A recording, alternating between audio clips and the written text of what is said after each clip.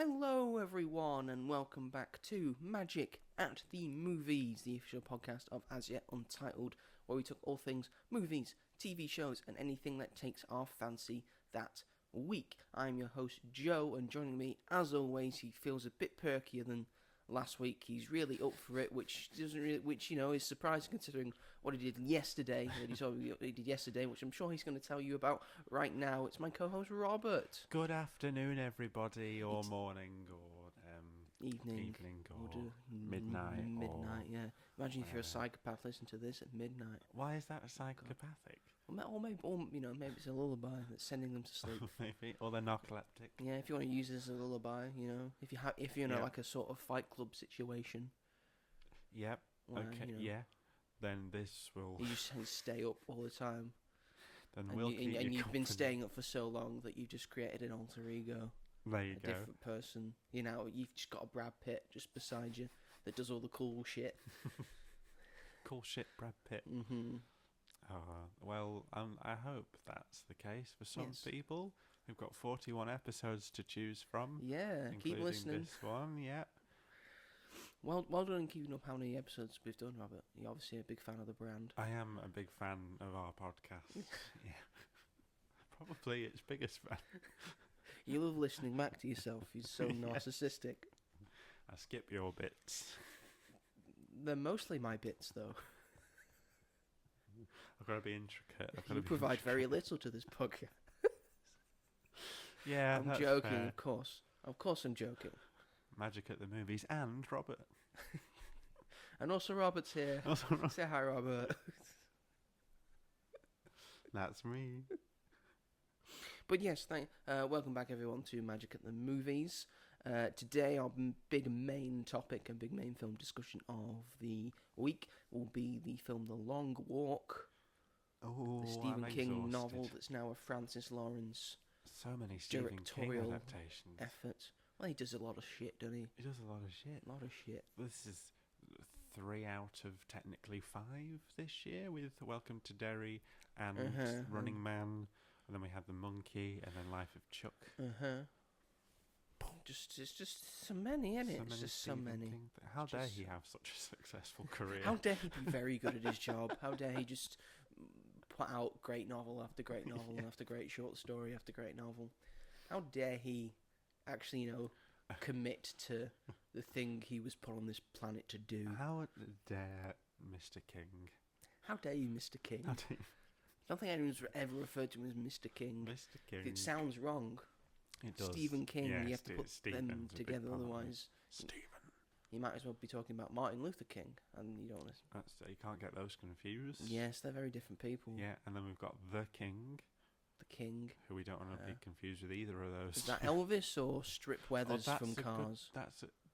Well, then there's about 6 who call themselves The King. Were you thinking The King, Charles III? Charles III, yeah. You think about the King, okay. He's the king of, the United Kingdom of Great Britain and Northern Ireland. He's not the only king in the world, though. No. Oh, that's true. Yeah. So there's many kings. So many kings as well. Yeah. So which one was... So you were definitely referring to Charles? Old Charlie boy? Yes. Okay. Charlie boy. That's fair. Sausage fingers. Leave him alone. He's got cancer. Anyway, yes, we will be talking about A Long Walk. And also, me and Rob will both be talking about 2 different films that we both saw this past weekend. But first, as always, we will kick off the show like we do every single episode with our first regularly recurring segment, which is... What have you been up to this week? Thank you very much, Robert. Yes, it's a segment of the show where both me and Robert talk about what we've been up to this past week, what we plan to be up to in the weeks ahead, whether we've been watching, playing, doing, saying, making, all that jazz. Stop laughing at making. People can make shit, I could make stuff. You could make stuff. If you put a little effort in. Well, I actually might be talking about how I've actually made something. I made scrambled eggs the other day. That's very good. Well done. Was that the first time you made scrambled eggs? No, I'm not a commoner. What what makes scrambled eggs a common thing? No, they're not. Because the upper class people have them poached, do they? Yes. Yeah. You don't really see upper class people having scrambled eggs, do you? Don't, do they? You can't scramble duck eggs. Can you not? I don't think so. Oh, I don't think it that's a makes shame. good. Oh, add a bit of water and some salt. Bob's your chipmunk. Bob's your chipmunk? That's what Mr. Wormwood says in Matilda the musical. Oh, okay. For some reason. Why? He just does. Okay. Maybe because he's an idiot. Yes, correct. So, with that being said, all tangents out of the way. Robert just wants to take these down alleyways after alleyways. Yeah. Never wants to stick to the main road. It's like Balamory, but with... If he was on a long walk, he'd never stick on the main road. Oh, He'd be shot immediately. Oh, yes. I'd ask them to I'd be like, yeah, please just shoot me now. Just do it.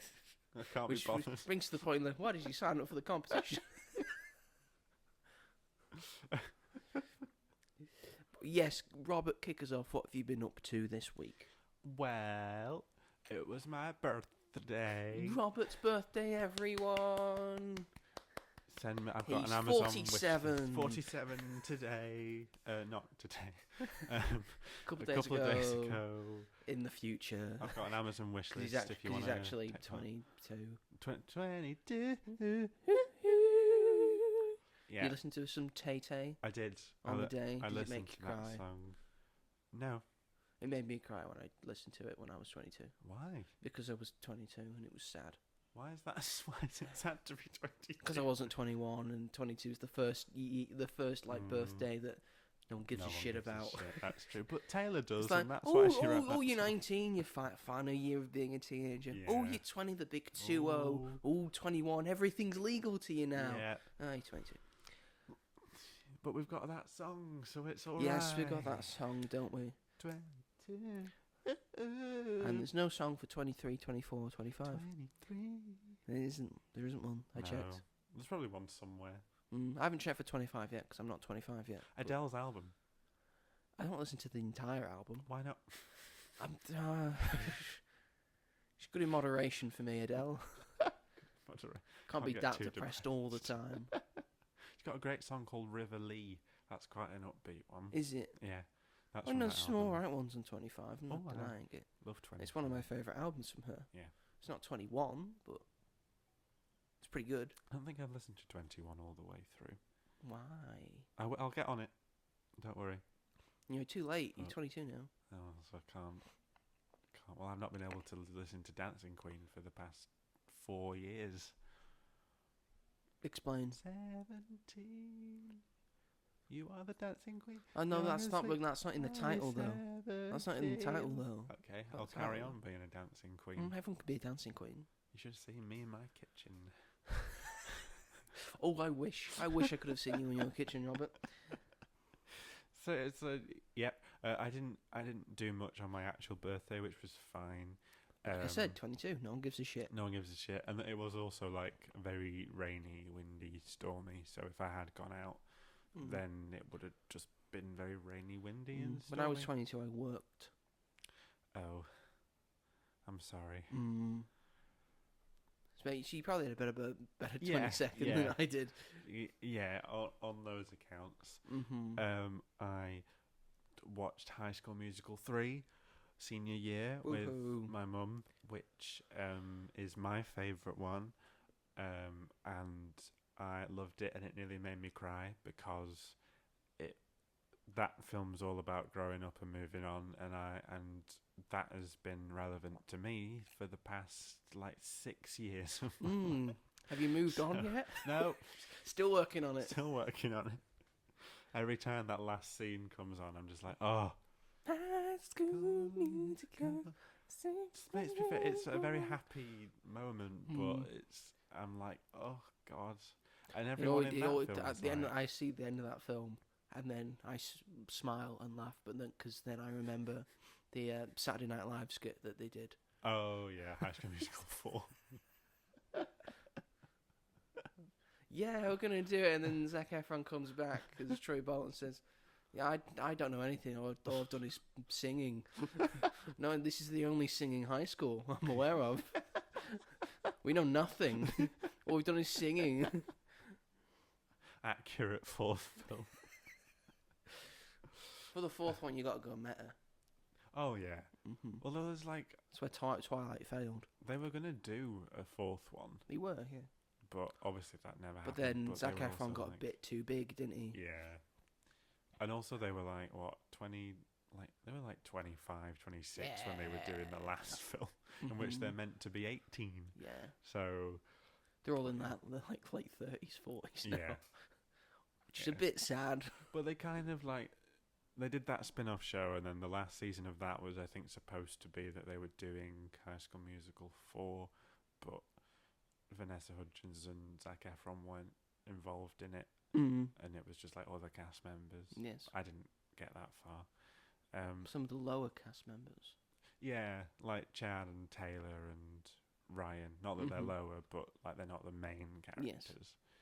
And you can't do it without Sharpay. I don't care. You can't do it without Sharpay. You can't do it without Troy. Yeah. You can't do it without Gabriella. Yeah. You need those three. Yeah. They're the And you didn't have those three. Yeah, exactly. And Sharpay had her own spin-off film, and it yes, was she did. shit. It's not good. So bad. It's not good at all. It's more about her dog than it is about her. It's ridiculous. Oh, it should have been so good. And that dog's important to her. Sharpay goes to New York, and it's about her dog. Whose idea was it's that? Not really about a dog. It is. It's about her dog getting this part in this show. It's so annoying. And like Ryan's her life's not like in a it, mess, and which is fine. Go down that route. Fair enough. But she never gets. She learns that big- humility and all that jazz.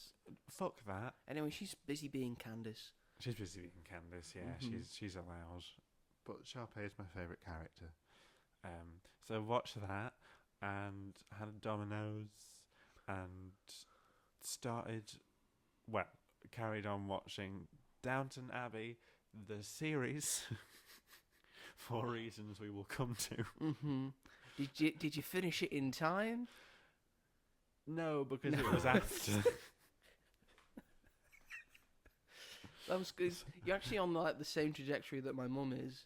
Yeah. Because this past week, my mum was saying, "Are you going to watch that new Downton Abbey?" No, I'm going to watch The Long Walk. And she goes, "Why aren't you watching Downton Abbey? You need to broaden your horizons, Joe. You need to see all the movies." Everything. I said, "No, Mum, it's fine. Robert's got it covered." And The Substitute. There's something I don't want to watch. It's probably down Robert's alley. So I might as well talk about that now because I haven't actually really seen anything else this but week, I was really. just saying after that, like this past weekend, my mum has just started watching Downton Abbey. There you go. And it's great.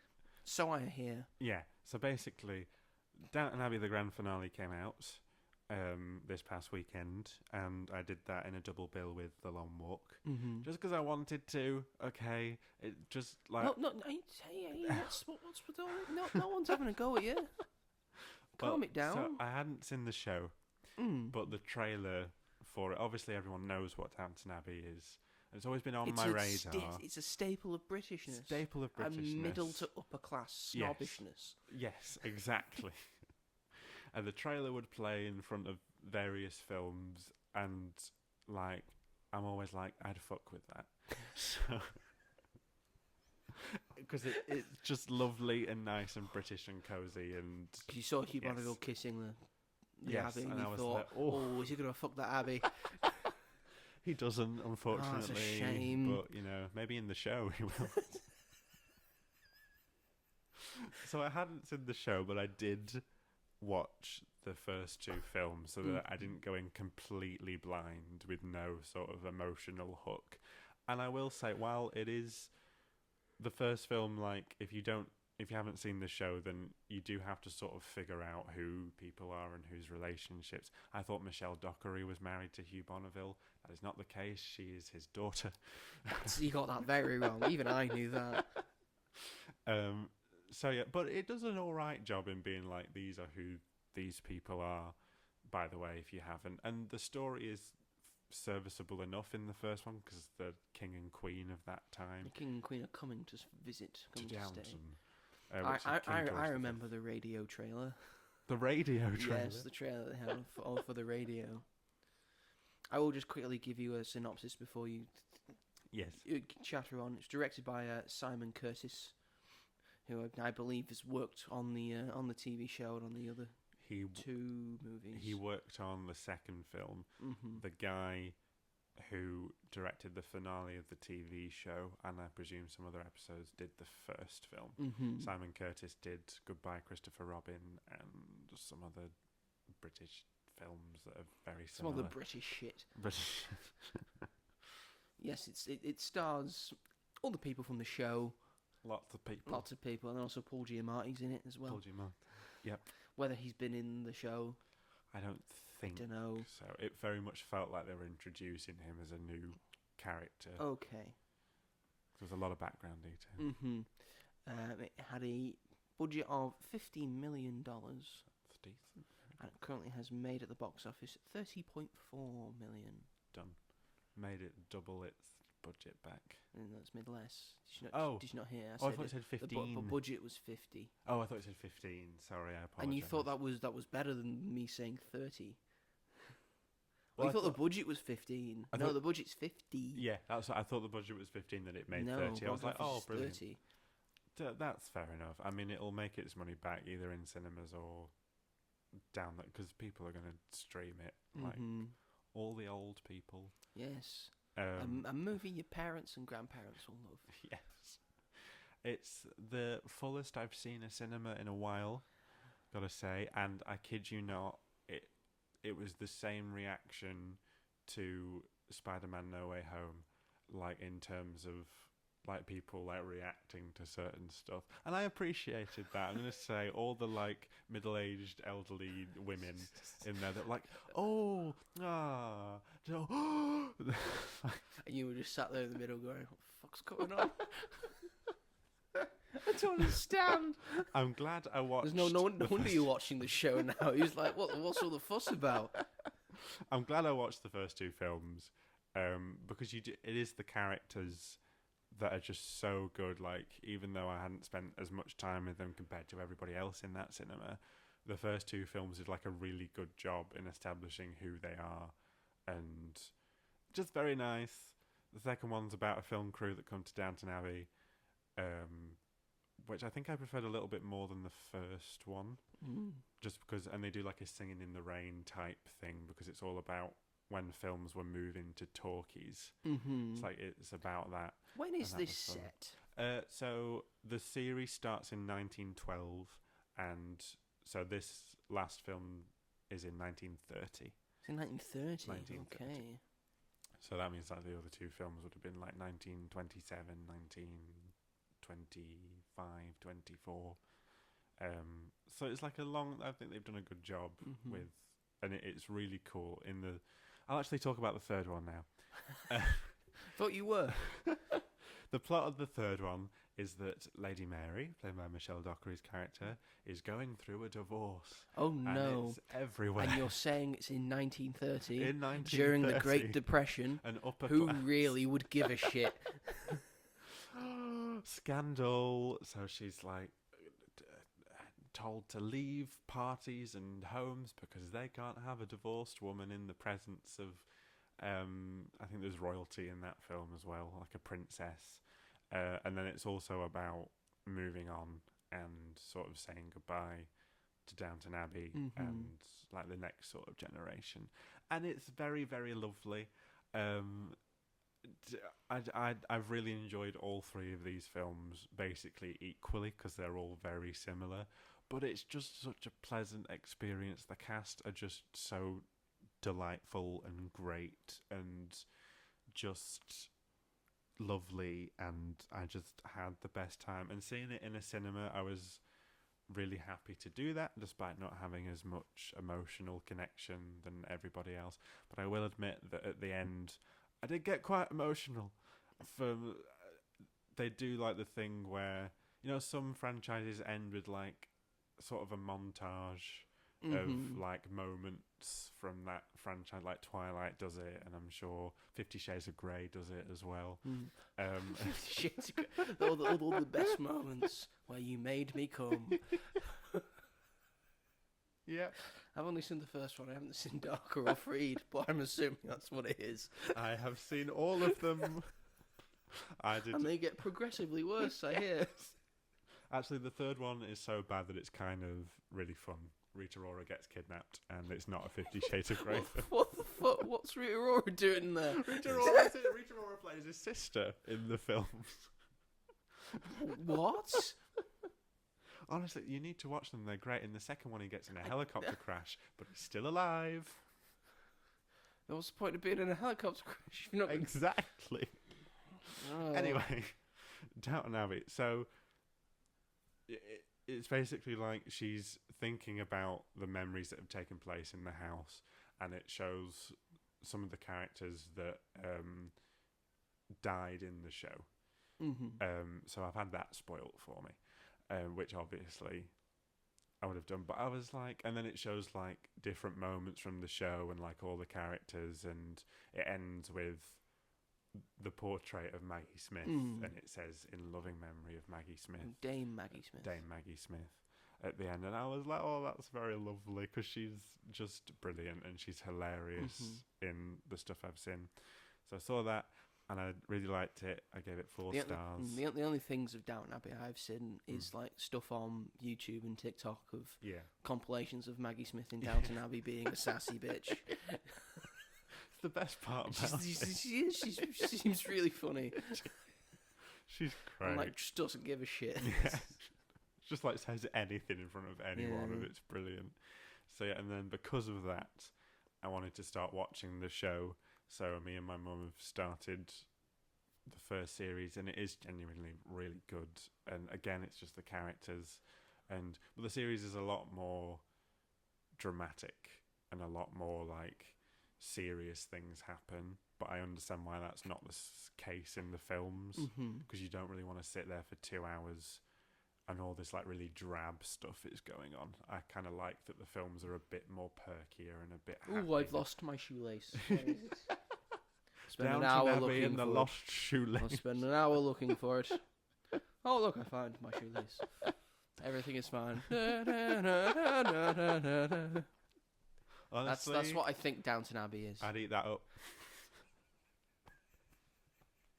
I mean, it kind of, there was one moment in the first film. Because you've watched all the films, you're watching the show now, and because I've done that, what I'm saying from this is like that's very accurate to what Downton Abbey is. No, it is.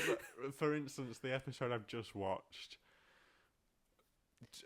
this like prince aristocrat person comes to stay with them, and they're trying to like set him and Michelle Dockery's character up. He ends up going to her room, and she's a virgin, and they end up shagging, and then he dies.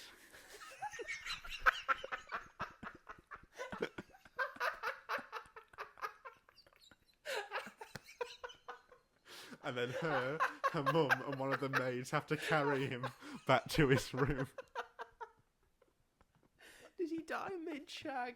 I don't think mid-shag, but you don't see it happen. But she's like, 1 minute he was fine, and the next he was just gone. And it was mid-shag. That's hilarious. Me and my mum were like, what the fuck? What the absolute fuck? But you know, it spices things up a bit. It's the show.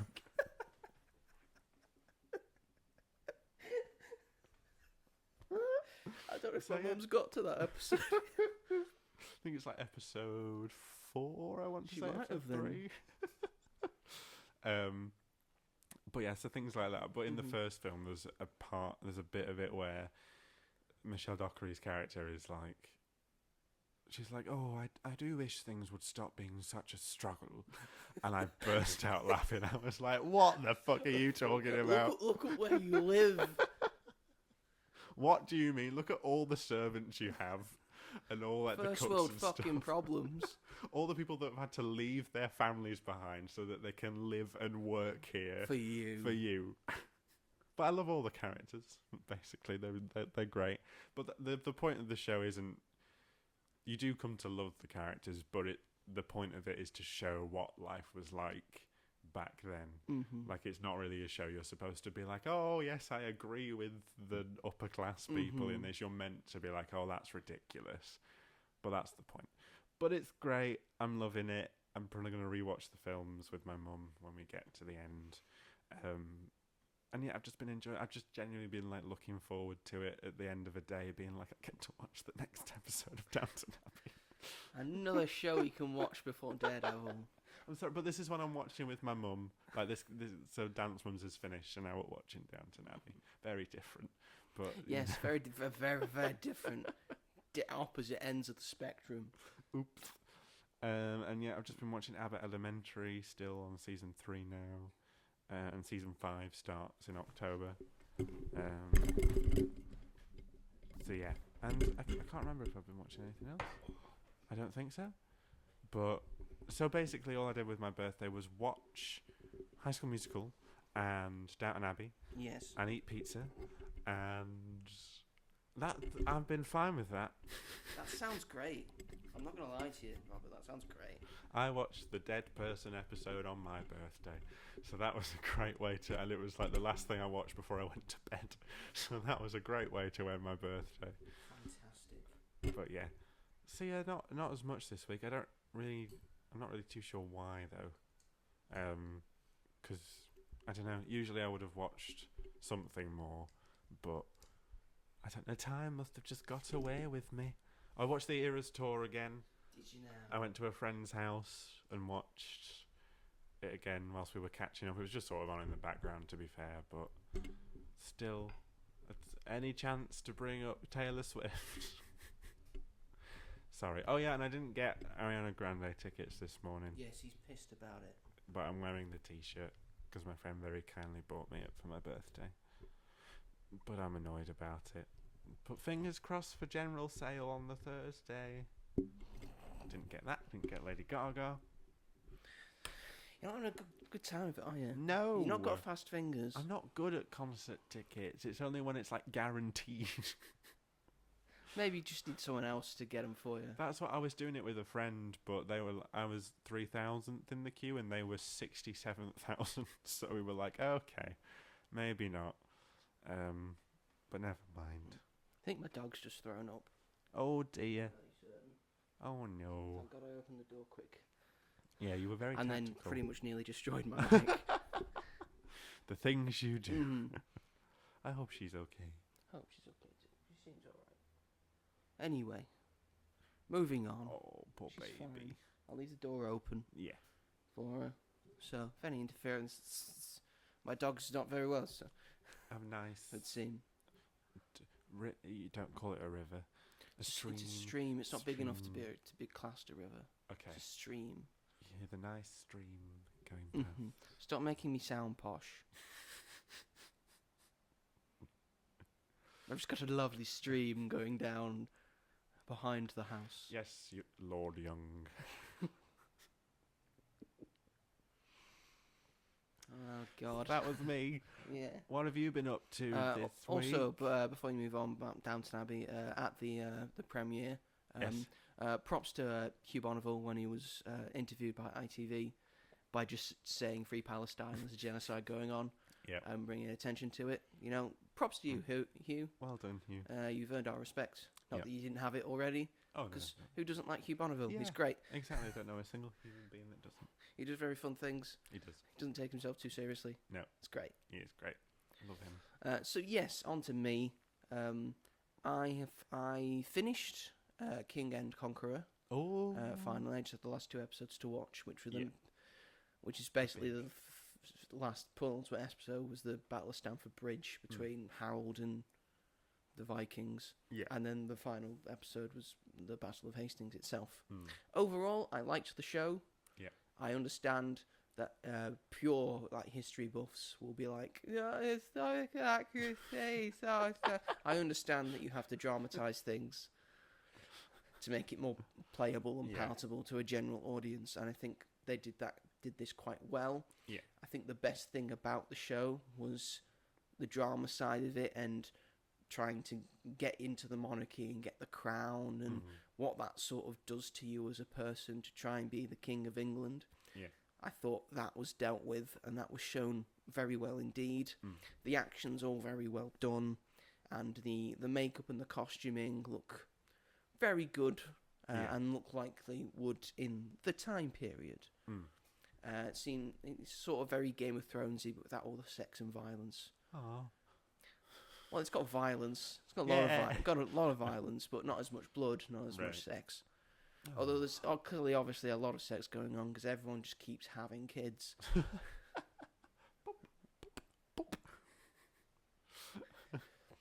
But my two big standout things that I did not like about the show, one, they had to sort of dramatise it because it was about the life of Harold Godwinson and the life of William the Conqueror. Yeah. Or William of Normandy, whatever you want to call him. Or William the First, because guess what, he wins. Big Willie.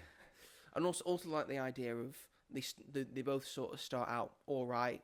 They think, I could root for these two, and then they both start increasingly getting worse and worse. It's like, why did you do that? I'm maybe rooting for that guy now. Oh no, that guy does some crook as well. They're just both doing crook things to get themselves to the top. They're just always bad at each other. It makes you think that, maybe the monarchy's not such a great thing because it's just full of bad people doing bad things. Yeah. And this is just the British monarchy all the way through. People just backstabbing each other to death. Maybe we'll get our own. And when people in that march that was only 110,000, it was not 3 million. Get your head out of your own arse. Saying, I want Britain to be British. Oh, yeah. Well, guess what? Your monarchy's never been British. Yes. At the moment, it's German. Before that, it was Scottish. Before that, it was Welsh. Before that, it was French. And even before that, it was Saxon. Even before that, it was Scandinavian. So, Yeah. Yes, but two main things that I disliked about the thing. One, I understand why they did it for the show, but they sort of have a relationship between Harold and William. Right. They sort of meet and converse and have conversations and such. That probably would never have happened in reality, considering Godwinson was a Saxon and would not have spoken French. And William was from Normandy and would have spoken French and would not have spoken the language of England at the time, Old English, or whatever it was. Because after William invaded, the national language became French. We were French for a bit. Oh. It was only until I think maybe Edward III or Edward IV, he was maybe the first English king to speak English in a way. Before all the kings before that, and it's a lot of kings before that, they spoke French or Latin.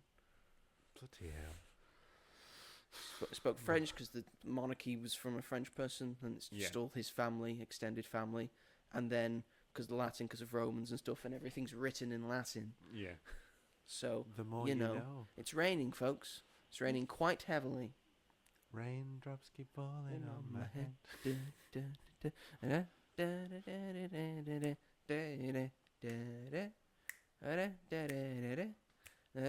I do know the words. I can't be bothered to sing them at the moment. I don't. Don't get sued either. Oh. And also my second major thing, me being a big history buff and a big film buff, the big battles that they have, the Battle of Stamford Bridge and the Battle of Hastings, they all look very lovely and great. That is not how they went down. The Battle of Stamford Bridge, they just make it feel like it was a sneak attack. Yeah. When it was just an actual full-on battle. Right. And the Battle of Hastings, somewhat accurate in terms of tactics and stuff, in which Harold raced his forces towards London to try and stop William. Yeah. And then he just stood on a hill, shields up, and then William's infantry had to charge. Right. And then they were just getting massacred because they were just holding the line. Right. And then in real life, William used the tactic of just retreating a little bit. and then the Saxons, I assume because they're stupid, ran after them, after the retreating foes, because they thought they were retreating, because they heard retreat. Yeah. Also just chase them, and then the Normans would just turn around and slaughter them all. And that just kept happening. He would fall back, he'd go back in, he'd fall back, he'd go back in, and eventually the Saxons were just coming down the mountain and then just lost the advantage. And then during that melee, Harold died. If you've looked at the Barrow Tapestry, people think he took an arrow to the eye. A lot of people think maybe he's the big thing. You've seen the Barrow Tapestry, I assume. Probably. Yes. It's the big long thing. Yeah. about all the events that happened in 1066. Yeah. It's one of the prestige finds in historical history. Yeah. And it's still in pristine condition. Oh. But yes, that's essentially what happened. They sort of do that in this, where in the final battle, the Normans retreat from the thing because William falls off his horse, and his brother cries out that the Duke is dead, despite the fact he's not dead. So the French just retreat a bit, and then a lot of the Saxons go to slaughter them while they're retreating. Then they find out William's not dead. They say he's alive, and they go back at it again. And then at that point, the line has broken. The Saxon line is broken, and then it becomes just a full-on melee. And then it comes down to, which I think was the right choice, of Harold and William having a duel of sorts. And because I think when 1066 and the Battle of Hastings is told, it's always told like Harold was the underdog. Because he sort of is the underdog. Because us Brits, we love an underdog. We like really rooting for them. Other news: R.I.P. Ricky Hatton. Who's that? The boxer. Quite an underdog. Anyway, the duel happens. It seems like Harold's gonna win, and then he gets stabbed a lot by William's knights. And then I suppose, because people sort of believe that's Harold in the Barrow Tapestry having an arrow through his eye, and that's how he was killed. They sort of have like a ceremonial thing of like, Harold's already dead, but then William just grabs an arrow and just jabs it into his eye. And then they say, it was the heavenly God flew this arrow into the eye of Harold, which means God is on William's side and all that. Everyone thinks God's on their side and stuff. And then that's how he gets like the people on his side, because they all believe in God. So that's the heavenly arrow sent into Harold's eye, meaning he must not have been the true king. William's the true king. Oh, right. Do they have any evidence that that's how it went down? No. Because like on the Barrow Tapestry, there's someone... Yeah. Because it says in old Latin or old French, underneath the guy with an arrow in his eye, that Harold, at this point, Harold fell. But there's no evidence to suggest that that's Harold. Right. Oh. Well, drama purposes. Yeah, drama purposes. Yeah. I suppose it works. You've got, creative license. Yeah. No one really knows. But some people might come away thinking, oh, that's how it happened. Which is sometimes how it works. Yeah. So overall, I think it's a pretty good show. Yeah. And pretty much worth watching, especially if you want to sort of learn about that time period in English history. And it's a very important part in English history, because it gave us technically our first English king, who was French. Our first French king of England. Mm-hmm. Which has led to us having a German monarchy, a French aristocracy, a Roman alphabet. Yes, all these very British things. Favourite food's Indian as well. So anyway. I give up. Anyway, so yes, I watched that. I'm not fully caught up with Peacemaker, but I will be eventually. I'm not either. So I have not seen the last episode. Me neither.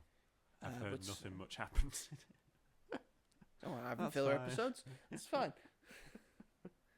I hear Michael Rook is in it, so I'm fine with it. Eagle person. As in, it's the eagle hunter. Eagle hunter. Just wants to kill the eagle. If Eagle dies, I swear to God. I'm loving the guy who's got bird blindness. Oh, yeah. That's not an actual thing in real life, but it's very funny. You think it's a duck or a parrot. That's funny. It's the dumbest thing. It's the dumbest thing, but it's funny. Making fun of a man with bird blindness. You knew it. You said it was no. I said it was an eagle. God damn it. Other news. I also watched the Emmys as well, and we had some big victories for some of my favourite things. Yeah. First of all, shock horror. The Bear didn't win anything. No. Probably the first times that it's been nominated for a new season. Yep. It's not won a single thing. Yeah. Considering last year it won the most awards ever for a comedy show. Yeah. By the way, not really a comedy show, is it? It needs to be moved to a different category. Why isn't it just in drama? I feel like it's drama. I think that's a real shame, because I thought this season was a lot stronger than last season that won all the awards. Did they? What season have they counted as this year's? This is the thing people are confused by. Season 4, I think. Season 4. That was like very recent. Because it came out like start of the year. Yeah. I think it goes from Emmy to Emmy, which is why the Penguin is in here, because it came out after the Emmys. That's weird then, because like a lot of people didn't like season 3 as much as the last 2, but then this 4th season, a lot of people enjoyed more.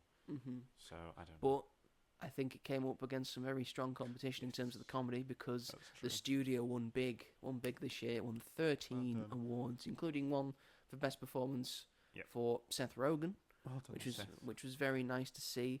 Adolescence won big as well, including all the 3 big performances, including best supporting actor for the kid whose name I've forgotten. Owen Crab something. Owen Cooper, I think. Cooper. 15 years old, the youngest ever to win Best Supporting Actor. Very well done. Stephen Graham getting his flowers as well. Always lovely to see. Who's, put up so many incredible performances in the 21st century. Yeah. It's just hard to believe the breadth of great performances he's put on. He likes a one take. He does like a one take, doesn't he? All of his stuff from now like on, a one take, including the Bruce Springsteen film. He's in that, isn't he? He's his dad. Yeah, he's his dad. And he's not very good person. Not very nice dad. It's amazing Bruce Springsteen's as good a person as he is. Yeah. Oh. I don't know if I'm going to see that, It's Jeremy Allen White. I know, but I'm bored of biopics. I am bored of biopics. It looks like it's come out at the end of like people are like, I'm sick of biopics. I'll probably still watch it. Yeah, looking at that week, it's probably the only film I actually want to watch. When does it come out again? Let me give you a good check. Because if it's December, it's just a complete unknown all over again. I think it's October. I thought, you've replied to my things. Apologies, Joe sent me a birthday message and I didn't reply to it until a minute before he came to pick me up. Because he's a bad friend. I'm sorry. So, when he sends me a birthday message, I'll be all on it, That's what friends are for. Okay, looking for it. Yeah. 24th of October. Well, that's quite soon. So when I saw Downton Abbey, when they showed that trailer, and then some woman just randomly said out loud, "I suppose that looks quite good if you're interested in that sort of thing." What the Springsteen one? So it's quite good if you're interested in that sort of thing. What cinema were you in? The one that I usually go to, the Odeon. Oh, the Odeon. Yeah. Okay. So you weren't in like an Everyman. Nope. Which they would have probably said as well. But I bet Everyman we might was watch sold that, out. might we, love? Big Springsteen fan, aren't you? I know a few relatives that will be there for the Springsteen one, because they're big Springsteen fans. Yeah, they probably do. I think they went because he was at Anfield this year. Did a big concert at Anfield, and they were there for it. Oh, right. Okay. He's got some pretty good songs. I'm not going to deny. So I liked the Blinded by the Light film that was like inspired by him and his Springsteen, music. Yeah, I loved that film, and that's all sort of all I know about Bruce Springsteen is that film. What was I talking about? You were talking about. How did we get on to this? The Emmys. We were talking about the Emmys. Emmys. Yes, we were talking about the Emmys. And then how did we get onto Springsteen? The Bear. No, it wasn't from. It wasn't from The Bear. Was it not? We're talking about Stephen Graham. Yes. Because he's in. Because he's in. Jeremy Allen White and Stephen Graham. Yeah. And Springsteen. I know. So yes, I was happy to see Andor walk away with quite a few awards, including Best Writing, which I think I agree with. I think I would have hoped some of the performances would will get some notification. It's a shame, especially for Diego Luna. Yeah, because I think he deserves some. But I think the awards were given out fairly. I didn't really disagree with any of them. I've only seen the first season of Hacks, and I love Jean Smart in it. She's incredible. But I hear Hacks is very good. It's really good. Well, what I've seen of it is great, but she's won like every single time for Best Act. Like, give it to somebody else. Like, she doesn't need to win it. Like, she's had her. I think is this her fourth Emmy? Third or fourth? It's a lot. For the same performance. And I feel so bad for like all the other people that are just like, oh, it's just going to go to Jean Smart until Hacks finishes. Yeah. So they had like a lot of really good. She's obviously great, but you know, I hate it when they give it to the same people again and again. Unless you're Meryl Streep. Unless you're Meryl Streep, in which case she never gets it. She won it like sporadically throughout her career, so that works a bit better. Essentially, the best drama series was given to The Pit. Which we don't have in the UK. Which we don't have in the UK. I've heard it's very good. In the UK, and Noah Weil from The Pit won Best Lead Actor. Yep. The Studio was Best Comedy Series. Adolescence was Best Limited Series. The Best Talk Series was given to The Late Show with Stephen Colbert. Good. He's won an award despite the fact he's been cancelled. Which says everything. Which says a lot. Best Lead Actor was in a limited series with Stephen Graham. Lead Actress in a limited series was Kristen Milotti for The Penguin, which was very lovely to see. Yeah. And they've put that in a limited series. Yes. So I don't know. Maybe we might get a season 2. Maybe we might not. Hopefully. They are thinking of maybe doing it. Supporting Actress in a limited series was Erin Doherty from Adolescence. Yep. She was the counsellor.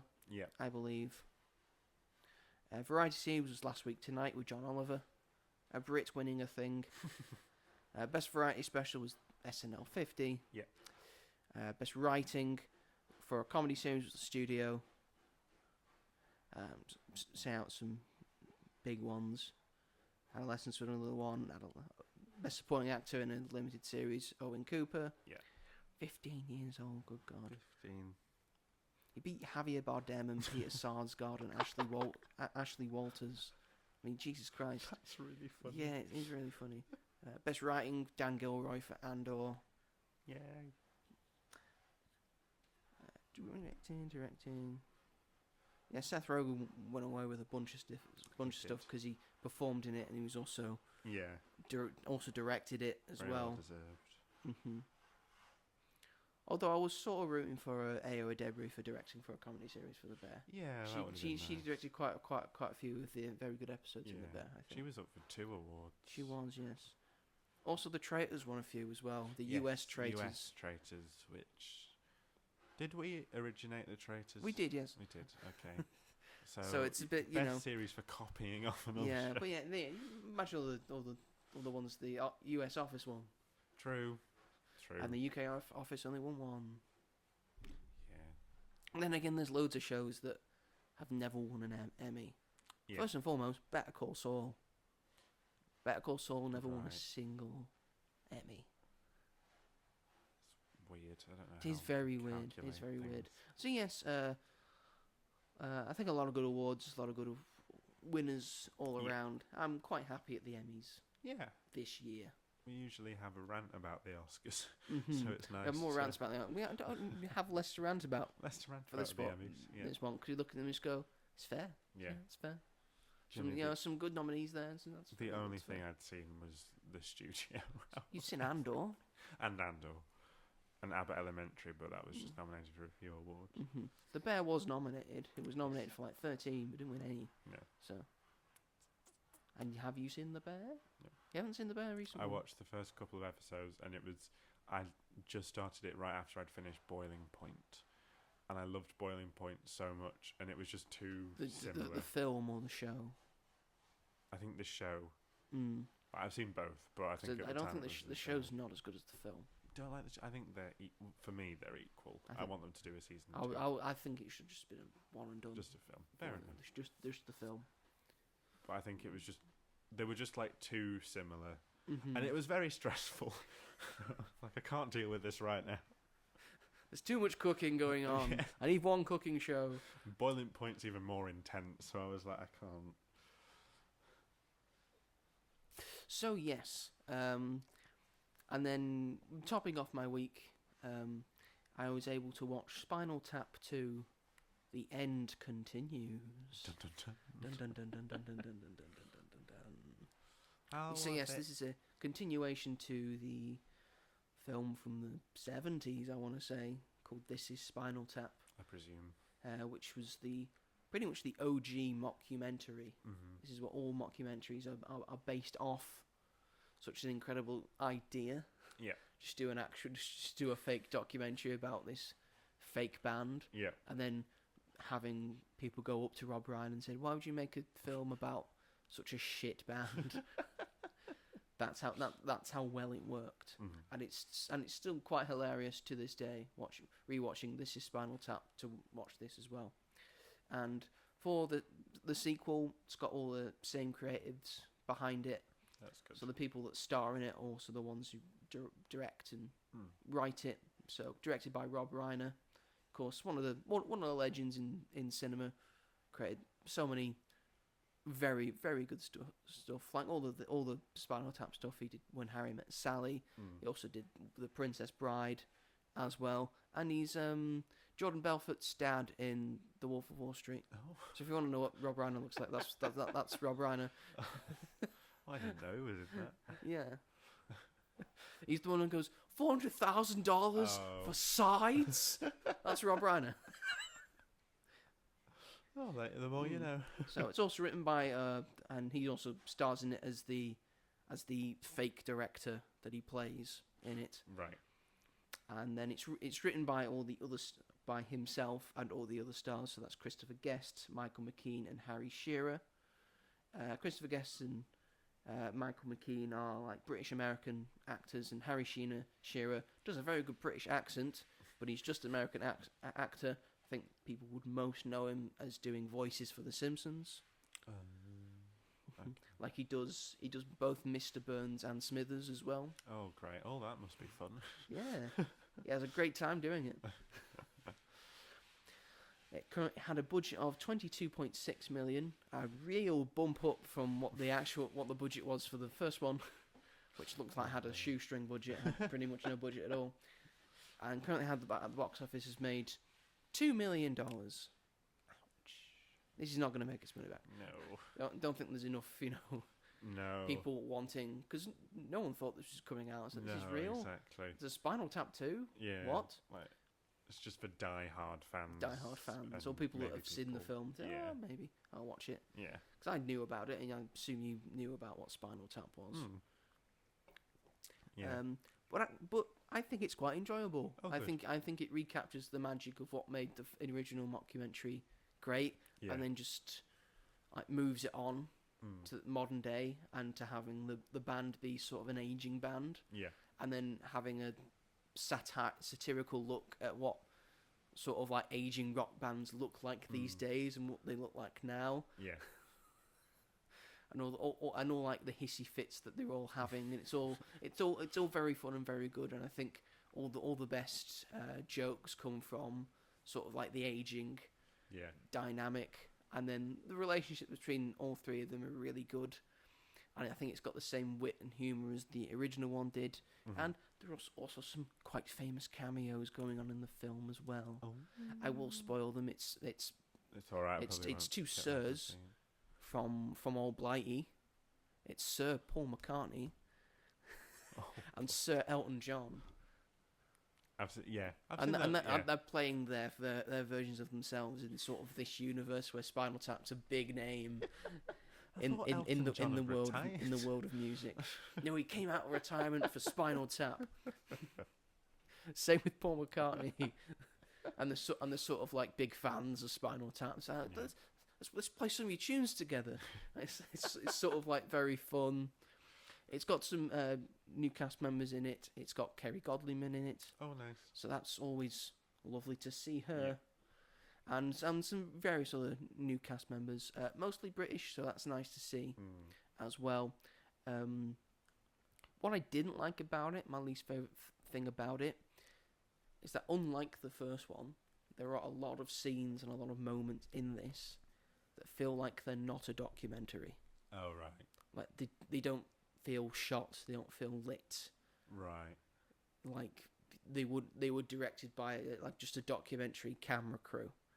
Okay. They just feel too stylized. Right. Like, there's a lot of, like there's some close-ups and stuff, and right. some establishing shots and stuff that just don't look like they are a documentary. And maybe that's because it's the digital camera stuff, and the early one just had a film camera, so it has a sort of haze around it, sort of an old school look. Yeah. But I think it could have been shot a little better. And he also, despite the fact I thought this film was very funny, it's definitely not as funny as the first one. Right. Okay. So go into that knowing that. But overall, I had a pretty fun time. That's with good. this. That's all we. I'm just going to check this is the budget for this is Spinal Tap. See if I was right. Yes, I only had a budget of $2 million. Oh my God.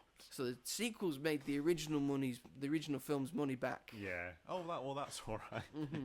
And the original one only made $5.8 million at the box office. Oh my God. But it was only released in North America. Oh right. Oh, so this one's had a worldwide release. Oh. So you never know. I'm quite shocked that it's done that poorly though. Like I thought. It's only been a weekend. I know it's only been a week, but $2 million ain't nothing these days. It's nothing. Yeah. I think pennies. Toy Story made more in its re-release. Yeah, it made $3 million. Yeah, it didn't even crack the top 5. Oh, no. Gosh, because quite a lot came out. Interestingly, Demon Slayer out of everything. Demon Slayer made $70 million, which was the last one on our radar. Box office, So I knew people that went to see Demon Slayer, and because I was thinking about it just because I had some time to kill, and they were like, if you haven't seen the show or any of the films, no, you would have just been in a coma. It's anime. So, it's too much for me. Yeah. Apparently, the film's just like 3 massive battles, and that's it. Which to me sounded quite endearing. I'm sure that's what the show is. Yeah.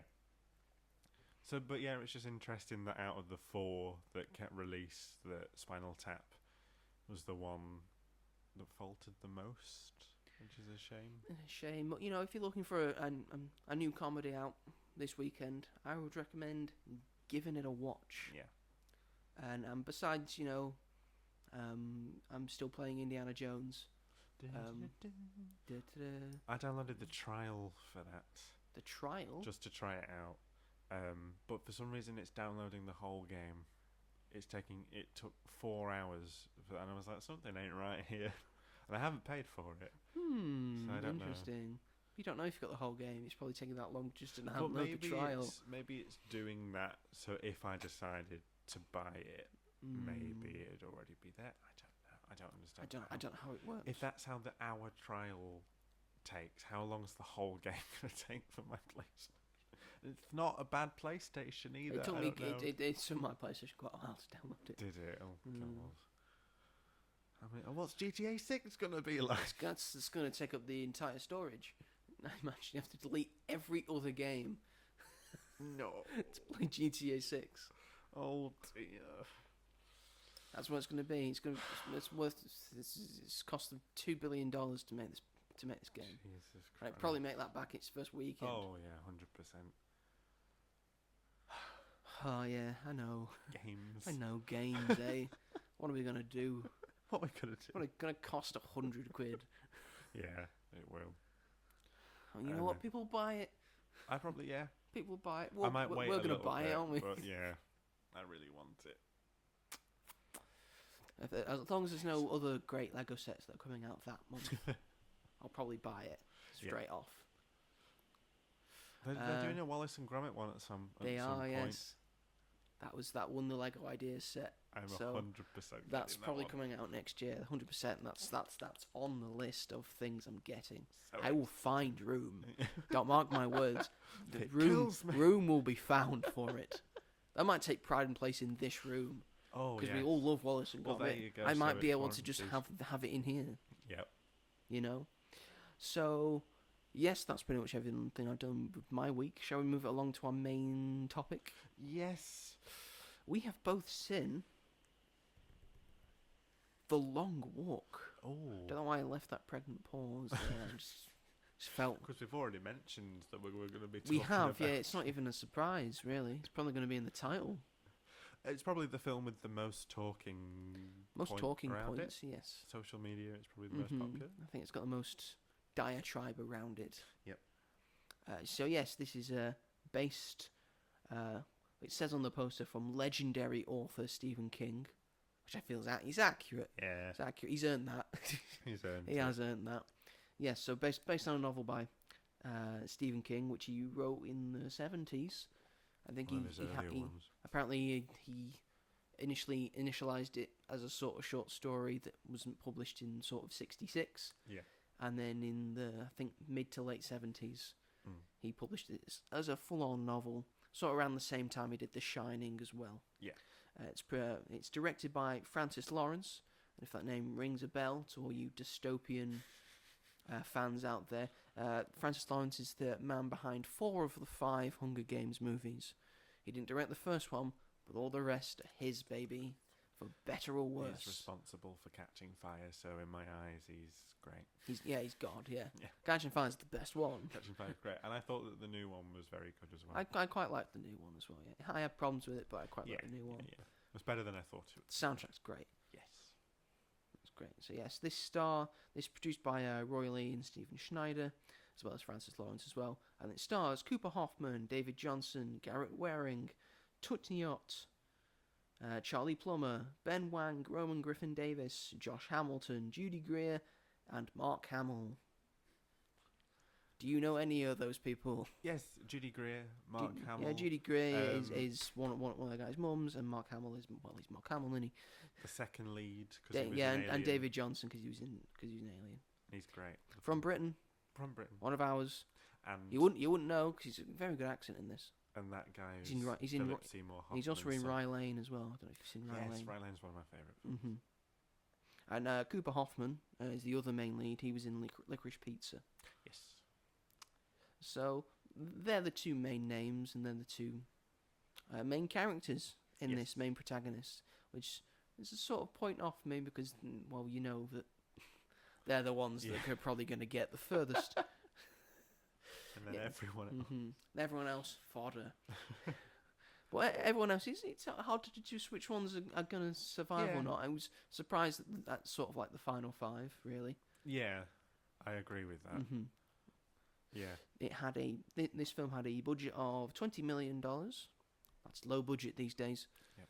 And currently has a box office of 11.7 million. See, that opened lower than I thought. And that's lower than I hoped it would be. I thought more people would have seen this. It's mad that it was like Demon Slayer, Downton Abbey, The Long Walk, Spinal Tap 2. Toy Story. Toy Story. Toy Story. So, yeah. It's just weird. I don't know. Because it had a lot of hype around it. Because, I mean, it's very odd that audience habits this year, they've just not been seeing the good ones. Yeah. I don't think. Not to say Demon Slayer is bad. It's probably not, if you're a big fan of that. But it just shows that how much of a big fan base that must have, we're just not involved that we're just in. not all about, because Yeah. I'm not a big fan of anime, No. and I know you probably haven't seen any, really. Studio Ghibli. And Yeah, that's just some about Studio it. Ghibli, And the and first that's it. Pokemon series. I quite enjoyed that. It's true. I think everyone in the Pokemon series is a dumbass, but nevertheless, Fair enough. Pokemon are cute. yeah, quite cute. That's why we should capture them all in little balls and not let them have freedom. Anyway, and the first Pokemon movie, Oh, yeah. I've seen hubristically titled Pokemon the first movie. It's not a good movie. The first. Movie. So yes, if you don't know anything about this film, It's based in a dystopian America, dystopian future America, where the economy has crashed. They try and build the economy up and to get people buying and working more. The government has come up with a competition that only young adult boys take part in, where one from each of the 50 states takes part in this competition of the long walk, where you just walk in a straight line for as long as possible until there is one left. Yeah. And when I say one left, I mean the last one surviving, because if you stop, you die. Yeah. But, you know, it's not that bad because you get 3 strikes. The rules are you have to walk at 3 miles an hour. Yeah. At least above 3 miles an hour. Mm-hmm. If you go below that, you get a warning. If you stay there, you get a second warning. Yeah. You stay there again, you get a third warning. Third and final warning. And if you don't get back up to 3 miles an hour in 10 seconds, they shoot you in the head. Or anywhere where it's a definite kill. And also, if you leave the road, they just shoot you immediately.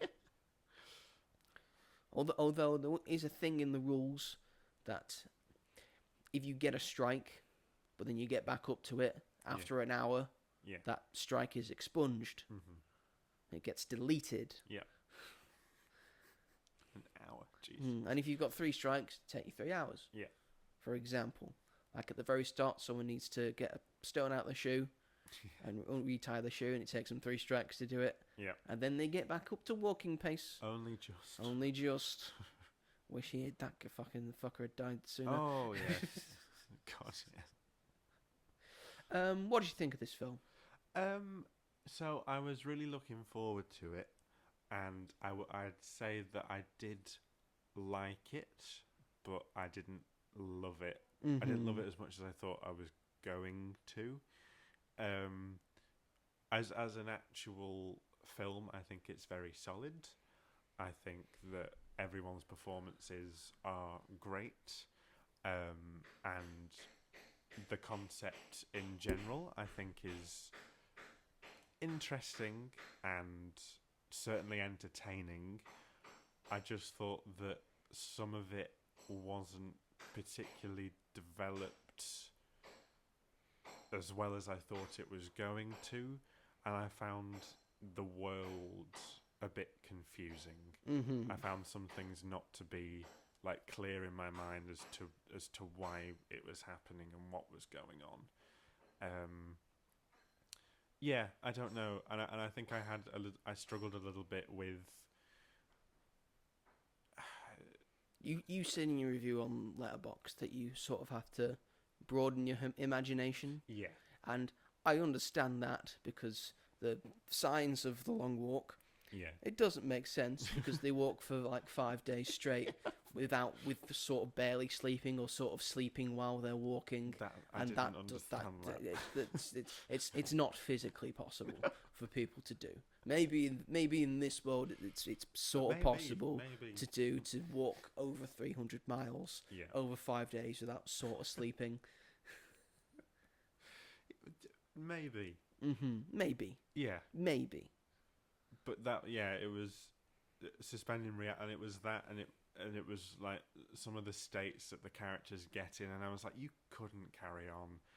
There's a bit with an ankle, which was horrible, but he'd been walking like that for like a few hours. Yes, there's a bit where they sort of have to go up a hill. It's a steep incline, and you have to stay at 3 miles an hour, mind you. So that's quite a difficult thing. It was a good scene. I liked difficult that scene. thing, and people are dropping like flies. Yeah. And there's a guy that rolls over his ankle, and it's really bad. And he's sort of really rolled his ankle, and it's really bad. See it. Really bad. And then he made it. And this is at night, and we go back to the morning. That guy's still there. What a trooper! That guy's there. He stays until maybe like the early afternoon until he finally gives up the ghost because his ankle is in tatters. He has no ankle left. And then he gets shot. Yeah. There's a lot of very gruesome deaths. There are. In this. Ones that are very like heartbreaking and emotional because we've gotten used to the characters and the part of like sort of a central group. Mm-hmm. There's ones that try and escape and just get shot immediately. Yeah. The ones that kill themselves. Mm-hmm. One whose legs get cut. Legs get caught by some tank tracks and just get crushed. And then they're still going. Second warning. Third, he can't walk. Just shoot him now. What's he gonna do? He's not gonna do. I'll still walk. Still walk. I'm doing it 3 miles an hour. This is gonna do handstands at 3 miles an hour. Yeah, I think that was the part. I was like, you couldn't keep up to 3 miles, like especially with the ankle thing, because he lasted until that morning, and there is no way you've been walking on that for that long and keeping up with everybody else who is in okay condition. Well, the idea of the thing is that we want boys to have grit and determination. You need to show that you're ready to work, and maybe they're trying. Maybe that's just them showing like sort of grit and determination. Yeah, because there's a big cash prize at the end. And, there is a big cash in prize. Sort of the downtrodden dystopia that would change your life, and how far are you willing to go to make that work and for a you? Wish and well. a wish. You get a wish. Which I don't know why anyone's wish so far hasn't been stop the long walk. Maybe that's not a wish you're allowed. What about a wish that's like give everyone money or get everyone really good shoes? Get everyone really good shoes. Make sure that everyone has at least a few hours to sleep and rest. Even though that would mean that it would go on forever because you just keep recharging. I know that's the point. It was just certain parts about it that I couldn't quite believe or get the hang of. And I didn't really understand the point of the film. I didn't really know what it was trying to represent, although I did think maybe men's mental health, because... that's probably a big important one, especially for this modern day and the characters that showed it. When Stephen King, I read up about it, did some research. I know, right? And he wrote it it came out in the late 70s, and apparently he wrote it because of the Vietnam War, and sort of all of those young boys, essentially just being walked to their deaths, and just like sort of cannon fodder, and that's sort of what he's sort of based the long walk on. And I can sort of see that in the film as well, but also the mental health aspect about it, and then the idea of brotherhood and hope. Yeah, because if it hadn't have been for this situation, then these certain characters wouldn't have opened up the way that they do to each other. They have like the technically four musketeers. The four musketeers. There's always been four musketeers. I don't know if you've read the Three Musketeers or watched any Three Musketeers movie. There's always the original always the original Three Musketeers, and then there's the other guy who becomes a part of the Three Musketeers, so it's the Four Musketeers. So it makes sense. Maybe that book's banned in this universe. Maybe. It wouldn't surprise me. I think that was also something I was like, what era is it just dystopian, or are we in a specific time period? It felt very 70s, very like 80s. There was no like sort of modern technology involved, but also like that's very similar. Like the Hunger Games very much feel like that as well. Very true. Like no wonder this guy directed this, because it did feel like it could have been part of the same. Yes, he was definitely the perfect fit to make this movie. 100%. And I sort of didn't agree with our main character's final moments. Yes. I'm sort of a bit down on the ending. I understand why they did it. It was powerful. 100%, very powerful messaging. Yeah. And all that. But me and my friend just went... you can go in thinking that, but then at the end, when it's all said and done, when all this has happened to you, how are you going to feel? Yeah. And I'm only down on it because I wish it hadn't ended that way. Yeah, I was just wishing it not to end that way. I'll give my full-on thoughts about it. I think I'm definitely up on this film more than you are. I thought this film was excellent, bar just a few little nitpicks that I've got. I can broaden my imagination and stuff like this to see it as it is, because I think this is such an incredible achievement of a film to make this what is essentially just a bunch of lads walking in a straight line for a bit into one of the most thrilling and gripping and heart-racing films I've seen in the past year, or in quite a while. That is, and they're just walking, and that's done through the characters and the performances that go into those characters. All great performances throughout from everyone here, 100%. and the relationships that are formed throughout this journey, through all the different people, and then all the different characterizations that make it different and special. And I think it's such an incredible effort that has gone into this, as well as the camera work for this film as well, and the score, as subtle as it is, the score I think is incredible for this film. I think it's a very good score. So I think all of those things put together make it just an incredible film to watch. It's also only in like an hour 48 as well. It's like it's not even 2 hours. No, it gets its job done. it feels like it felt longer than it was, but Felt not longer in a than it bad was, way, but yeah, not in a bad way. because there was so much. It flowed very well. I thought there wasn't like a bit where it's sort of like in a down bit. I was pretty much on the edge of my seat. Probably after the first death, I was on the edge of my seat for the entire time. I thought this film was incredible. My only real big down bit, I think, I wished it ended differently. And that's all I can really say about it. I just felt it was just a bit selfish on his mum. I just felt really sorry for his mum. I felt sorry for his mum as well. So I was like, after all that... Shall we get into spoilers? Yeah, because there's a lot that happens. So one of the main guys, I'm going to have to bring up his name, the one played by Cooper Hoffman. He's doing it. His mum's still alive. He gets dropped off by his mum. The state that they do the long walk in, he is from that state. And he is doing this essentially because he wants revenge against the Major, who runs the entire thing, played by Mark Hamill, quite brilliantly so, I feel. He's got quite a menacing look to him when he wants to. His accent was verging on Joker, but it was sort of like a tinge of Joker, wasn't it? So he wants to win the long walk. Yes, for the cash prize, it will help his parents, but then you also get a wish, like we've mentioned at the end. You can wish for anything. Major says, "What's your wish, kid?"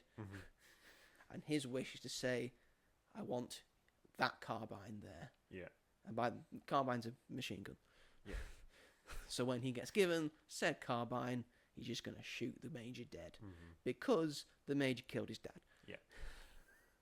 For thinking outside of this dystopian era and thinking about socialist things. It reminded me of the finale of Doctor Who from this, the bit where they're like, they're having doubts, and then Anita Dobson comes in and takes you away. No doubts. The breaking of the cups. That's what it reminded me. You've broken too many cups. So they don't get shot in the head; they get taken up in the sky. After all those slips that they've had. But yes, his now new best friend that he's made along the journey, which I love to see. It was so great. Those two work very well together. And David Johnson said he just wants to work with Cooper for the rest of his life, I think. Oh, lovely. Like you said, like people used to do in Hollywood. You just work with the same people again and again. His character has been through a lot more hardship and sort of had to work his way up. And he's all about... He just wants to put an end to all of this, suffering. He wants to help people.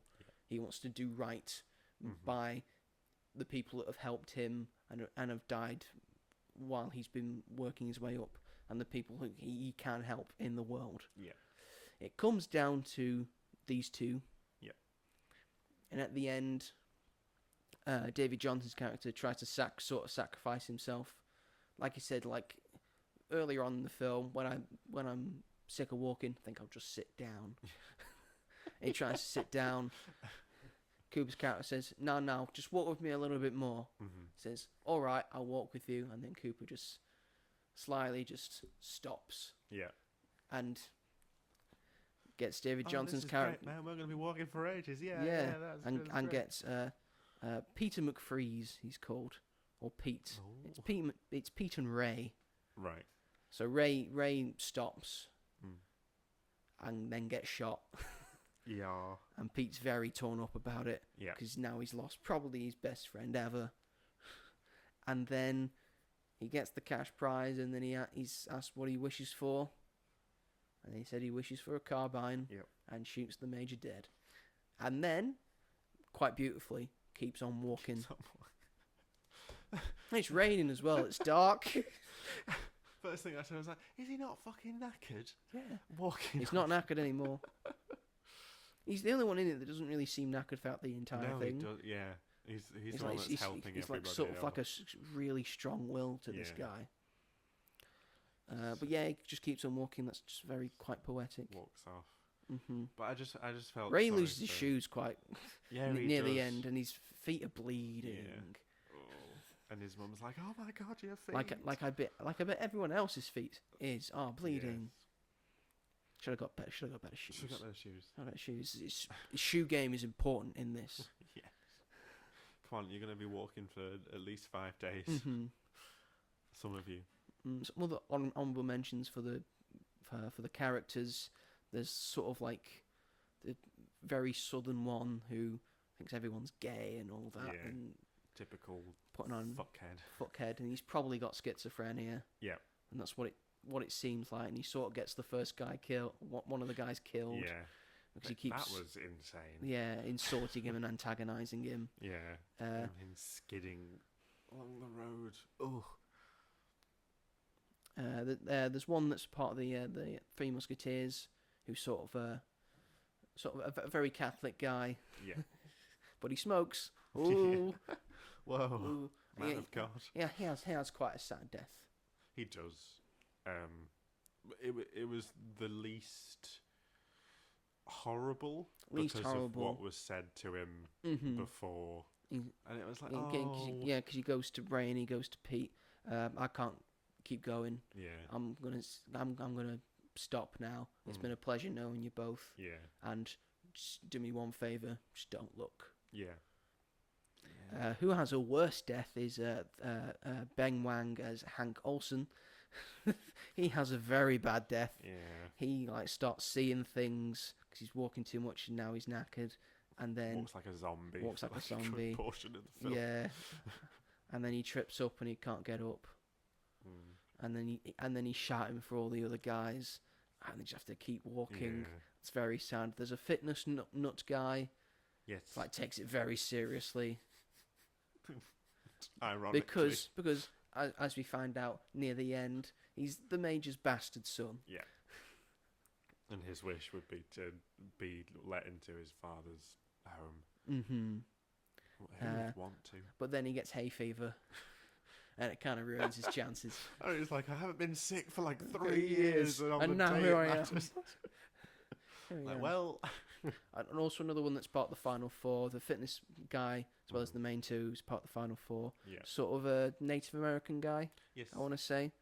And he's got some good scenes as well. Yeah, he's a bit you don't really know where he's at. Mm-hmm. In terms, sometimes he's quite aggressive, and then sometimes he's laughing and joking. And sort of mellow. And he goes out, but just going sick of this shit, grabs a soldier's gun, shoots the soldier, then gets shot himself, and before he can get shot, shoots himself. Yep. So, what a way to go. What a guy. And it's very unfortunate that the first guy that goes out is the youngest one to go out. The 18-year-old. Played by the guy who played Jojo in Jojo Rabbit. Yes, it's the guy who played Jojo in Jojo Rabbit. So that was We've seen him in a new thing. Yeah. So overall, I think the performances really make this film. I really enjoyed this film. I think it's one of my favourites this year. Very, very nice. I wish I enjoyed it a bit more. Mm-hmm. I think some of it, to me, felt a little bit torture porny, if you get what I mean. I think you could get worse torture. You could definitely get things that are more torture porn than this. But I haven't seen them, but have you seen Terrifier movies? Yes. So you know what I'm on about. I don't know. I think it was just some of it for me was done for a bit more like shock value, but it was like so upsetting. I don't know. Like I still liked it and I enjoyed it. I thought the performances were the best part and the relationships developed between the main characters, but it didn't sit with me as like a complete experience. Okay, that's fair. Which is not usually like me. I'm usually right on the bandwagon with films and Woohoo! how they're rated. I always look at what a film is trying to be and what it's supposed to be, and I think exactly. this film pretty much nailed what it was trying to be. Yeah. I also thought it had some very good marketing as well. Yes, marketing especially was with very the different screening, because they had the treadmill screenings, of course, where you had to stay at 3 miles an hour, otherwise they'd eject you from the cinema. Couldn't keep watching the film. And also they had screenings where people were attached to heart monitors, so then they kept track of how many beats per minute people's hearts were going, and normally people's hearts average 60, 70 BPM, but then once the first death hits, it doesn't go below 120. Gets to like highs of like 230, I think. So that's all been like very fun to see. Definitely. But yes, I would very much recommend watching this movie if you haven't seen it already. Yeah. I think you'll get a real kick out of this, and I think it's very much worth watching. Yeah. Anyway, is that the show? That's the show. Well, thank God.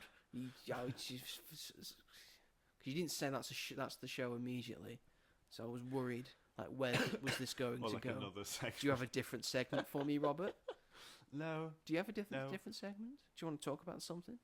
Well, something off your chest. Spider-Verse minifigures. Are they on their way? Because apparently it's been 2 weeks. It's been 2 weeks. It says that it's going to be dispatched on the 23rd of September. Okay. Which is later than what they promised originally. And that means that that will be a week from today. I don't know whether that means they're going to be shipped by that date, but it could be next week if they deliver in the morning. But it most likely is going to be the week after, which is insane because they've been out for 2 weeks now. You know what else is also insane in terms of Lego? I have bought the Lego Black Pearl, also known as Captain Jack Sparrow's pirate ship. I was able to get it early if you're a Lego insider. I'm a Lego insider. I was able to go and buy it early, like 3 days earlier. Yeah. When even when I was buying it 3 days earlier, it was on back order. Really? It's still on back order, and if you go onto the Lego website, I think because if you go, they have gradually underestimated how much people wanted this thing. Yeah. Because at the moment it's on back order, and it's saying usually dispatched on the 7th of November. Oh God! Jesus Christ! I'm told that mine might dispatch on Wednesday. Okay. But maybe not. Yeah. I'm not sure. I got in early, so relatively early. So, oh God! Oh no! It's not been a good day I've not for the my microphone. This poor microphone. That's a big thing on the thing. Just went like that. But yeah, I'm not holding out hope that I'm going to get this anytime soon. I might get the gift with purchase, the little compass. I'm still waiting some other Lego things as well that haven't arrived yet. But hey ho, just a bit odd. Like you'd think that Lego would realise how popular they are. Yes. Considering how popular the line was when they were doing it. Exactly, and this is the first set in about years. About 6-7 years. Yeah. Since the last Pirates movie. Yeah. So like just and with like the tariffs and stuff, you think they'd have things in place to make the best of that situation. Well, we don't have tariffs. But no, does that depend if it's coming from America? It won't come from America. It'll come from our Lego. It come from the Euro, the main Euro thing. Oh right, okay. Which I believe is Billund. Because that's in Europe. It's in Denmark. Right. Because Lego originates in Denmark. Well, the store that I ordered from is situated in Bolton. I could go and pick it up myself. You could, yeah. Why haven't you done that? Should have now. Just go over and say, I've ordered this thing. Do you have it? Anyway, hopefully next week. But Hopefully next week we'll have a new thing, but who knows? Yep. Disappointed that I haven't got it yet. Yeah. It's not here with me. No. Eventually. I'm just thinking, why would you underestimate the amount of things you needed? I don't know. And even for if you this, made this too brings many, me. This brings me back to the PS5 again. Like, why would you underestimate the amount of people that would want a PS5? Yeah. I mean, Jesus Christ, you PlayStation. saw what it was like with Xbox One and PS4. All of your consoles are in the top 10 highest selling consoles of all time. That was even before the PlayStation 5. Now the PS5's in there as well. Why would you think that no one would want to buy it? And it's such an advanced console. Such an advanced, like probably the best console. Yeah. And what month did that release? Because did it release in 2020? It was in 2020. And was it after the pandemic? No, during pandemic. It was during, so right. People needed shit. They were like, "Oh right, so everyone's stuck at home with nothing to do. This amount is good. This is great." I understand the pandemic might have played a factor in producing Probably. things and shit. But come on, man. And come on, Lego. Give me my fucking Black Pearl. I want my Black Pearl. I want it. I wanted a Lego Black Pearl for so long. It's been so long. It's I on didn't its get way. I didn't get the original. Now I need this one. It's on its way. Please. Don't worry. They know you want it. You might have your compass in a few days. I don't know if I'm gonna get my compass. I don't know anymore. It's all right. It's all right. I just don't know anymore, Robert. It's just so stressful. I think the thing is when you spend a lot of money on this stuff, because this is the most money I think I've ever spent on Lego. Mm-hmm. So £300 it cost me. Yeah, exactly. So it's more annoying when it's that much. It's like, if anything, it should be here as soon as I pay for it. At least it weren't £1,000. Yeah. Oh my god. If you're one of those nut jobs that's planning on getting the fucking Death Star. Imagine if that goes on back order. Oh Imagine this happens, same thing happens. But who wants it? Why? It looks all right. Looks all right, but it's not a Death Star. It's a death. It's the interior of the Death Star. It's a death slab. A death slab, that's what it is. Sorry, but it's not even one half of the Death Star. You didn't make it circular at the back. No. If you had, it would have been more worth it. It's like the Death Star were a cake. Like someone's made a spherical Death Star cake, and you've just cut a slab out of it, and you said, "That's the set. That's the set right there." That's that. Dumb. Come on, Lego. It's dumb. Anyway, that's the show, right? That's the show. That's the show. Thank you everyone for watching and listening to this episode of Magic at the Movies. We very much appreciate it. Yeah. Everyone watching and listening. If you are watching this on the YouTubes, then feel free to like this video and then subscribe to As Yet Untitled and then push the bell notification so you never miss an episode of this podcast or of the greatest things of all time episodes. You can catch up on all of them. We're taking a little break from it for now while we come up with new ideas and new categories for it. Yeah. And of course, all of my film reviews as well are on YouTube Shorts that you can watch there, all on a playlist. I've recently done reviews for The Long Walk and Spinal Tap 2, and also a recent review for King and Conqueror as well. If they want to listen to this on a podcast catcher of their choice, Robert, where can they find it? You could listen on Spotify, or you could listen on Amazon Music, or Sony Podcasts, or Apple Podcasts, or wherever else you may listen to your podcasts. Thank you, Robert, for nearly dying on us. And hold Very on to much that appreciate it. And he's still going. Still going. Have some iced tea. Have some iced tea. It's always when I have the iced tea, though, which happened last week. Maybe don't have the iced tea then. I take it back. Don't have the iced tea. But it's good. It's making you worse. See? Yes, thank you, Robert. That's where you can find all the podcast.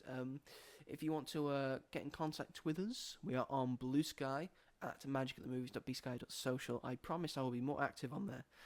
It's all right. No one's on that app. Yeah, that's true. It's true. That's a New Year's resolution. Okay, It's fine. And also we are on Instagram as well. I am the Mighty Joe 888 on Instagram. Robert is Rob G Hall on Instagram. If you want to get into contact with us, say you like a thing, dislike a thing, want to ask a question, have an idea for an episode, feel free to let us know, and we will answer your question, or maybe put your idea into an episode. Yeah. That is everything, I think. Yep. Next week, we're going to go on a big, bold, beautiful journey. Oh, very smart segue. Thank you. I've worked on it all night long, with some very famous and very beautiful faces. Yes. Indeed. Yes. It's Margot Robbie and Colin Farrell. Non-penguinized. He's quite handsome. I think it's, yes. Penguin, Margot. It's Penguin and Harley Quinn. Going a big, bold, beautiful. You ain't in my fucking universe. Oh, come on, Pengy. She'd call him Pengy. I know she would. So yes, we've got that to look forward to, and maybe something else we'll throw into there as well. I don't think there's not anything else out. Not really, no. It's just got that weekend all to itself, I think. That's all right. Hopefully it does okay. Hopefully. It means we've got time to do other stuff. I know, right? I won't optimise that time at all. I'll just sit on my arse. I'll just watch Downton Abbey. I'll just watch Downton Abbey. What will I watch? I don't know. I've run out of things to watch. I'll give you something to watch. Oh God. That was really weirdly suggestive. Why are you threatening me to watch something? I'll give you something to watch, Go on, sonny give me boy. something to watch. Well, I've got Taskmaster on Thursday. Abbott Elementary. No. What? You'd love Abbott Elementary. I probably would, but I think I'll just watch QI. Oh, fair enough. just to kill the time. Anyway, that is the show. Thank you everyone for watching and listening, and we will see you all in the next one. Goodbye, people.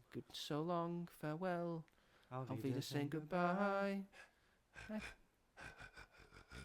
And the demons come through. The demons of the sound of music. That's pretty good. I don't know what it is, but yeah, as a demon, I think for voice acting as a demon, I think that's pretty good. Oh, thank you. How long do you think you could keep that up?